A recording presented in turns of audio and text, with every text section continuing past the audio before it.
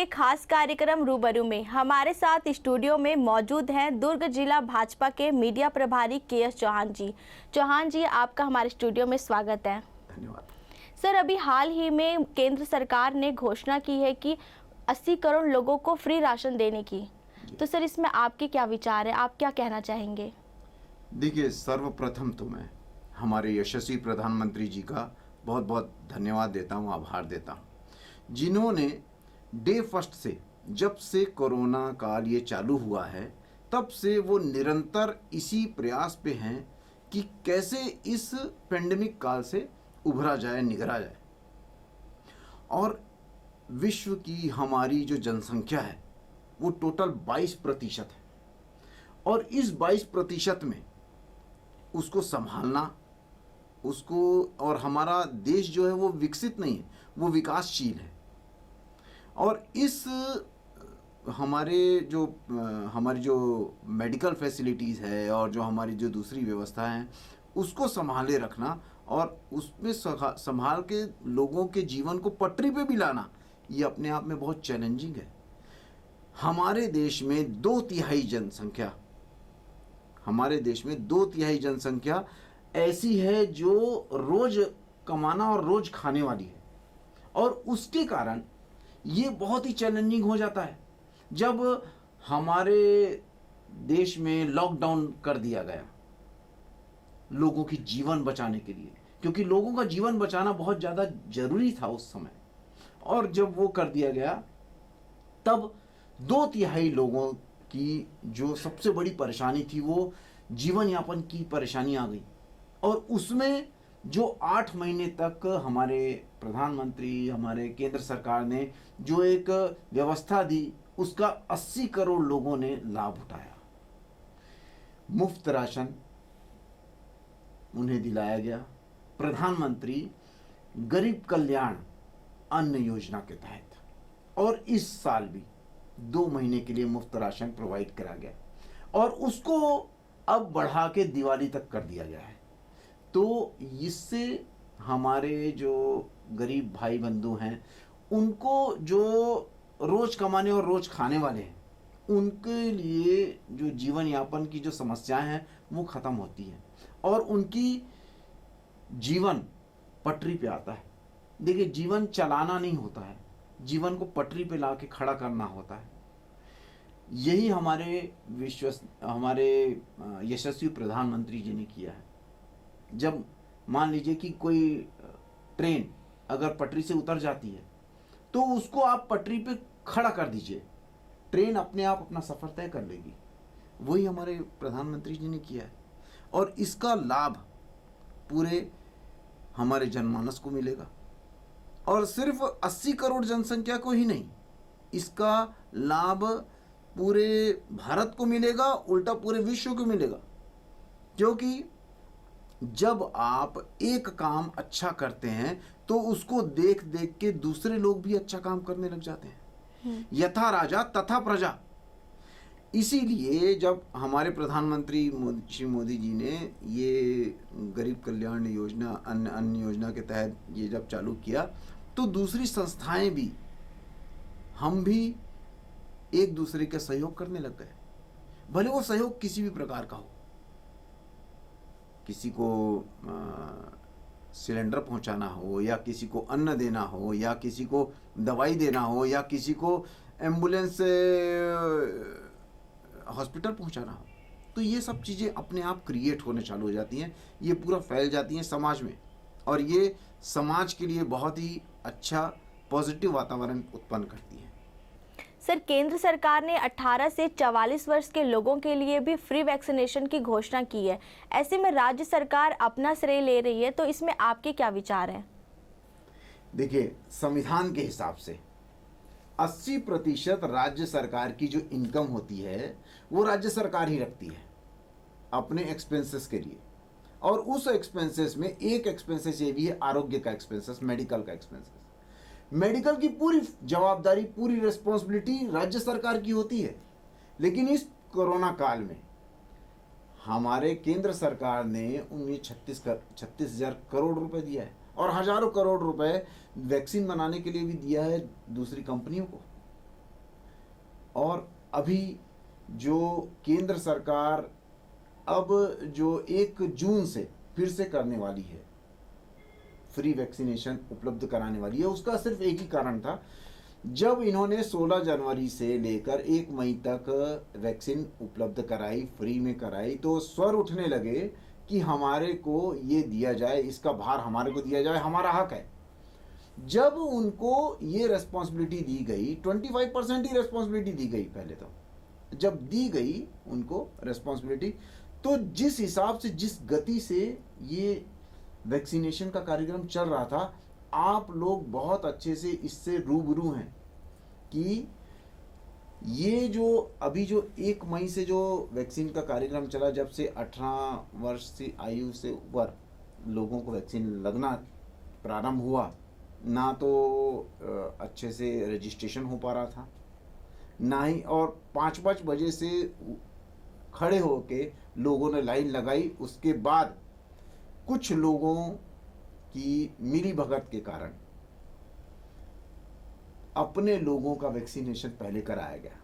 जो 5-5 बजे से खड़े हुए हैं उनको वापस भेज दिया गया और उनको बोला गया कि आपका रजिस्टर नहीं हुआ है, पहले जिनका रजिस्टर हुआ है उनको कराया जाएगा, तो आपने लाइन ही क्यों लगाई?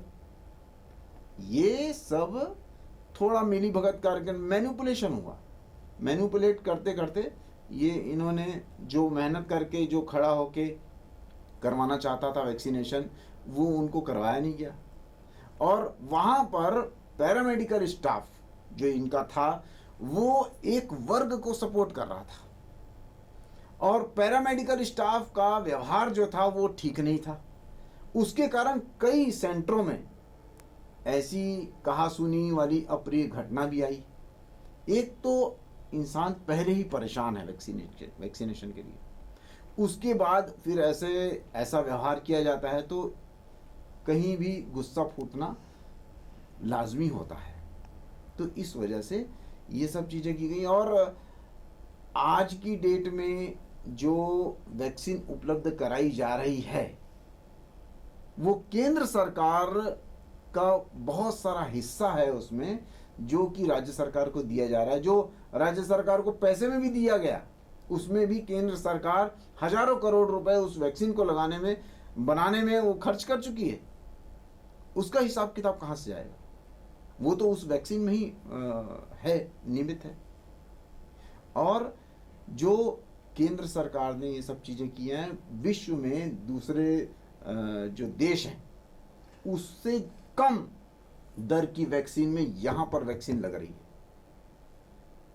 वो इसलिए लग रही है क्योंकि केंद्र सरकार का उसमें कंट्रीब्यूशन है। कई राज्यों में केंद्र सरकार से वैक्सीन लेके उसको महंगे में बेचा गया और ये प्रूफ के साथ दिखाया, मतलब जनता के सामने भी आया। प्राइवेट हॉस्पिटलों को दिया गया, ऐसा इंटेंशन करवाया गया इस समय, जब 1 मई के बाद ऐसा समय, ऐसी परिस्थितियां उत्पन्न की गई कि लोग प्राइवेट में जाके वैक्सीन लगवाएं, यहां से मत लगवाएं। आप कहने के लिए तो मुफ्त में वैक्सीन दे रहे हैं, केंद्र सरकार से खरीद के आप राज्य में मुफ्त में वैक्सीन दे रहे हैं, लेकिन इसकी स्पीड कितनी थी? सिर्फ दिखावा ही करना था और उसके बाद सही रूप में आपने वो गति नहीं दी जिस गति से वैक्सीन लगवानी चाहिए थी। तब केंद्र सरकार फिर से कि इस गति में अगर चलेगा राज्य सरकार के उसमें तो बहुत समय लग जाता, और चूंकि 3rd वे की तलवार हमारे ऊपर लटकी हुई है, इस वजह से ये करना बहुत ज़रूरी था कि केंद्र सरकार को फिर से अपने हाथ में लेना ये जरूरी था, ताकि उनके तंत्र के हिसाब से जल्द वैक्सीन लगाई जा सके। इसका एक ही कारण, एक ही मोटो था कि जल्द से जल्द वैक्सीन लग सके, बस, और कुछ नहीं था। सर, राज्य सरकार के 2.5 साल पूरे हो चुके हैं, तो ऐसे में राज्य सरकार के ही बीच आपसी जो संबंध है उसमें खींचतान या मनमुटाव जैसी स्थिति देखी जा रही है, तो ऐसे में राज्य किस तरह से विकास करेगा? देखिए, राज्य सरकार और पार्टियों में इस तरह के मनमुटाव कोई एकदम आम बात है। लेकिन इस मनमुटाव का आम लोगों की जिंदगी में असर नहीं आना चाहिए, जो कि असर दिख रहा है। आज देखिए, सबसे पहले हम ले लें कि क्राइम पे लें, तो क्राइम पे 7 बलात्कार रोजाना एवरेज हो रहा है। और हमारे को शर्म आती है कि पूरे देश में हमारा राज्य जनसंख्या वाइज बलात्कार में सबसे नंबर 1 में है। 300 लगभग किसानों ने आत्महत्या कर दी है। आज लूट और डकैती को ये मिला के 1000 की घटनाएं हो चुकी हैं। 1828 हत्याएं हो चुकी हैं और कितने हत्याओं के प्रयास हो चुके हैं। ये सब कहीं ना कहीं प्रशासन जो है, जो कहीं ना कहीं असामंजस्य नहीं है।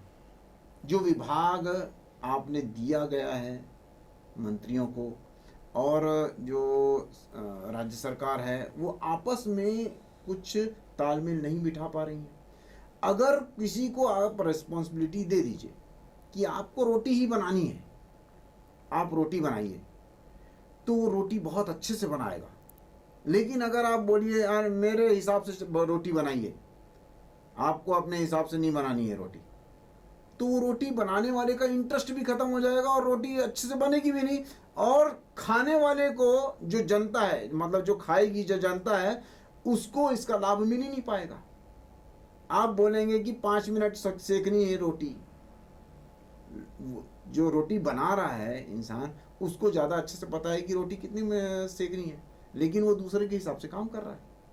वैसा ही तंत्र ये चल रहा है, क्योंकि एक विभाग को वो पूरे स्वतंत्रता से वो काम नहीं कर पा रहे हैं। और इस टाइप की अप्रिय घटनाएं हमारे समाज में उपज रही है। दूसरा, अभी हाल ही में जो महासमुद्र की घटना हुई है, जिससे दिल दहल गया है। हम ये सोच के देखें पहले कि अगर मान लीजिए कि अगर ये हमारे परिवार के साथ घटा रहता या हमारे करीबी लोगों के साथ घटा रहता, तो हमारा कलेजा मुंह में आ जाता है। और ये सब हुआ है दारू के कारण। शराबबंदी का जब आपने मैनिफेस्टो में गंगा जल लेके अपनी कसम खाई थी, उस समय और आज की ये घटना है, आप कैसे समाज को मुंह दिखा पाएंगे?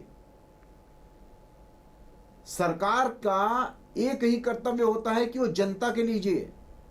सरकार का मतलब ही होता है कि सर्व और कार्य, सर्व का कार्य करने वाली ही संस्था सरकार होती है। आप समाज का काम छोड़ के और दूसरा काम कर रहे हैं, ये गलत बात है। आप घर घर दारू पहुंचा रहे हैं। अगर आपको दारू छुड़ानी है तो मान लीजिए हम कि हमारे को अगर किसी को दारू छुड़ानी रहती है तो हम नशा मुक्ति केंद्र में उसको भेजते हैं, ताकि उसकी मजबूरी बन जाए कि वो दारू छोड़े। उसकी मजबूरी बनानी पड़ती है। किसी भी इंसान की मजबूरी अगर हो जाती है तब वो दारू छोड़ता है। आप उसको डिफिकल्ट ना करते हुए उसको इजी कर रहे हैं। आप घर घर दारू पहुंचा रहे हैं। नरवा गरवा गुरवा बारी, मोर दारू मोर द्वारी का एक इला देख के खुश हुई छत्तीसगढ़ महतारी। आप क्या कर रहे हैं? एक तरफ आप बोल रहे हैं कि दारू हम छुड़वाएंगे और दूसरी तरफ आप इतना रेवेन्यू जनरेट कर चुके हैं। 6,821 करोड़ रुपए पिछले साल का रेवेन्यू है, आपने कमाया है। छत्तीसगढ़ की जनता से 6,821 करोड़ रुपए लिया है उस जहर का। उनको अकर्मण्य बनाने का। दारू पी के तो इंसान अकर्मण्य ही होता है। और इसमें 90% पैसा उनका है जो रोज कमाने और रोज खाने वाले हैं। उनका 90% पैसा है। तो ये मतलब ये दारू की समस्या छत्तीसगढ़ से हटानी पड़ेगी और कोई विकल्प नहीं है। लेकिन वो हटा नहीं सकते क्योंकि आपसी सामंजस्य ही नहीं है विभागों में। इसके प्रति उन्होंने कोई एक्शन लिया ही नहीं है। तीसरा, वैक्सीनेशन अगर लो हो रहा है तो उसमें भी स्वास्थ्य विभाग और हमारे राज्य सरकार में कोई उतना ज़्यादा तालमेल ही नहीं है। 30% आपका वैक्सीनेशन खराब हो जाता है। देश में आप दूसरे स्थान पे हैं वैक्सीनेशन खराब करने में। जो स्थिति थी वो उसके हिसाब से तो 40 साल लग जाते हैं पूरे वैक्सीनेशन करने में। तो ये बहुत ही भयावह स्थिति है। आपका राज्य स्वास्थ्य मंत्री कुछ और बोलते हैं, आपके मुख्यमंत्री कुछ और बोलते हैं। दोनों के नजरिए में अंतर है, दोनों की कार्यशैली में अंतर है। इसका खामियाजा हमारे छत्तीसगढ़ की जनता भुगत रही है। सर, पेट्रोल डीजल की बात करें तो लोगों में काफ़ी गुस्सा देखा जा रहा है, जगह जगह पर जाकर धरना प्रदर्शन कर रहे हैं। तो ऐसे में आखिर पेट्रोल डीजल के दाम बढ़ने पर लोगों में क्या प्रभाव पड़ रहा है आम जनता पर? देखिए, ये जो पेट्रोल और डीजल का मामला है वो जबरदस्ती का मामला है, जबरदस्ती का हल्ला है।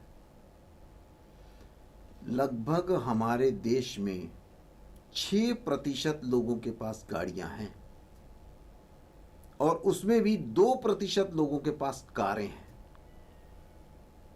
अब बताइए कि ये 6% लोग का पेट्रोल और डीजल दोहन कर रहे हैं और उज्ज्वला योजना के तहत कितना सब्सिडी दिया गया है?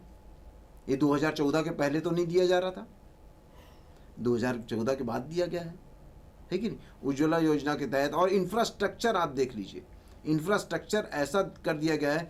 छत्तीसगढ़ जब हम क्रॉस करते थे, महाराष्ट्र जाते थे और पता चल जाता था कि महाराष्ट्र आ गया है। छत्तीसगढ़ में इतने गड्ढे थे, इतनी सड़कें की जर्जर स्थिति थी और उस समय 2014 के बाद बहुत ही अच्छा कर दिया गया। अभी जो 4 लेन 6 लेन 8 लेन जो बन रही है, इंफ्रास्ट्रक्चर पे बहुत ज़्यादा जोर डाला गया। जो हम 5 मिनट में जो सफ़र तय करते थे, आज हम 2 मिनट में सफ़र तय करते हैं। और कोई भी किसी भी चीज़ का सूक्ष्म रूप जो होता है वो उसका शुद्ध रूप होता है। जैसे आपको बताऊं कि अब जो डीजल पेट्रोल है, डीजल पेट्रोल का शुद्ध रूप है इलेक्ट्रिसिटी। इलेक्ट्रिसिटी से चलने वाले वाहन को बहुत ज़्यादा प्रमोट कर रही है मोदी सरकार, जो कि पहले रोक के रखा गया था और अमेरिका इसमें पर्सनल इंटरेस्ट ले रहा था, क्योंकि अमेरिका के हाथ में तेल है अमेरिका के हाथ में, लेकिन इलेक्ट्रिसिटी तो नहीं है। आज इलेक्ट्रिसिटी हम खुद जनरेट करेंगे, आज हम खुद अपने घर में इलेक्ट्रिसिटी जनरेट कर सकते हैं। अब इलेक्ट्रिसिटी से जो वाहन चलते जा रहे हैं और मोदी सरकार इसको बहुत ज़्यादा प्रोत्साहित कर रही है। हजारों करोड़ रुपए उन्होंने इस वाहन बनाने वाली कंपनियों को लोन दिया हुआ है और प्रोत्साहन दे रही है, सब्सिडी दे रही है कि आप इलेक्ट्रिक वाहन बनाइए। पहले इलेक्ट्रिक वाहन का रजिस्ट्रेशन भी नहीं होता था, उसमें लोन भी नहीं होता था। अब लोन होना भी चालू हो गया है।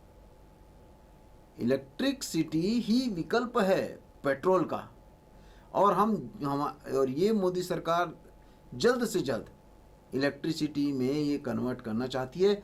गैस में देखिए कितना कन्वर्ट हो गया है। आज हम दूसरों के उसमें नहीं है, हम लोग भरोसे नहीं है, दूसरे देश के भरोसे नहीं है कि पेट्रोल आएगा डीजल आएगा तब जाके हमारी गाड़ियां चलेंगी। आज लगभग 100% हमारे जो रेलवे के इंजन हैं वो इलेक्ट्रिसिटी से चलने चालू हो गए। इसमें बहुत सारी टेक्नोलॉजी, बहुत सारा शोधन चल रहा है और जल्द ही हम ऐसी अवस्था में पहुंच जाएंगे कि विद इन मतलब नो कॉस्ट हम यहाँ से 100 किलोमीटर जा सकते हैं। लो कॉस्ट भी हो सकता है वो। तो जो ये बवाल है अपना इसका, ये कोई खास मायने नहीं रखता है। आप ये देख लीजिए कि 2004 में जहां डीजल का रेट था 27 रुपये और 2014 में जहां डीजल का रेट था 54 रुपये, 57 रुपये था, तो वो मोर देन 100% का इजाफा हुआ था। लेकिन 2014 से लेकर आज 2014 से लेकर आज सिर्फ 77% ही इजाफा हुआ है। तो ये बहुत ज़्यादा फ़र्क है। और मैं ये नहीं बोलता हूँ कि दूसरी गवर्नमेंट ने रेट बढ़ाया या ये गवर्नमेंट रेट बढ़ा रही है, रेट बढ़ना ही है। आप सिर्फ ये देखिए कि क्या मजदूरी, क्या इनकम हमारी उसमें ऐड हुई कि नहीं हुई, या उस रेशो में हमने इजाफा किया कि नहीं किया। मान लीजिए कि आप 100 रुपये कमाते हैं और उसमें से 20 रुपये आपको खाने में लगाना है, मान लीजिए, ठीक है ना, खाने में लगाना है।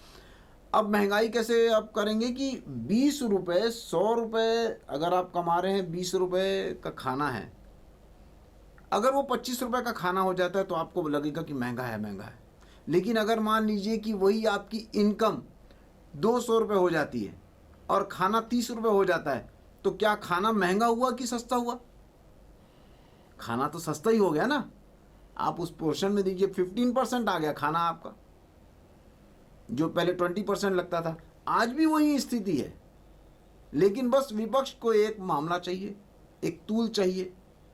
आज इनकम देखिए, इनकम बढ़ी है। आज जो कॉस्ट है पहुंचने की कहीं, वो कम हुई है इनकम के मुकाबले। तो ये ज़बरदस्ती का हल्ला है। इसका आम इंसान को उतना ज़्यादा फर्क नहीं पड़ेगा। उसकी बजाय दूसरे क्षेत्रों में पैसे लगाए जा रहे हैं, और इसमें सिर्फ केंद्र सरकार का ही नहीं, राज्य सरकार का भी हिस्सा होता है टैक्सेस में, जो कि राज्य सरकार का अभी ज़्यादा है। जैसे मान लीजिए कि 94 रुपये यहाँ पर डीजल है, लेकिन यही पंजाब में 84 रुपये है। आज भी, आज की डेट में 84 रुपये है डीजल। अगर केंद्र सरकार के हाथ में होता तो सब जगह पूरे राज्यों में एक ही रेट होना चाहिए था। ये तो राज्य सरकार का भी दायित्व बनता है कि वो डीजल के रेट कम करे। पंजाब में कैसे 84, यहाँ पर कैसे है 94? केंद्र से तो पंजाब को भी उसी रेट में दिया जा रहा होगा, छत्तीसगढ़ में भी दिया जा रहा होगा, महाराष्ट्र में भी दिया जा रहा होगा, तमिलनाडु में भी दिया जा रहा होगा और गुजरात में भी दिया जा रहा होगा, लेकिन सब जगह अलग अलग रेट है।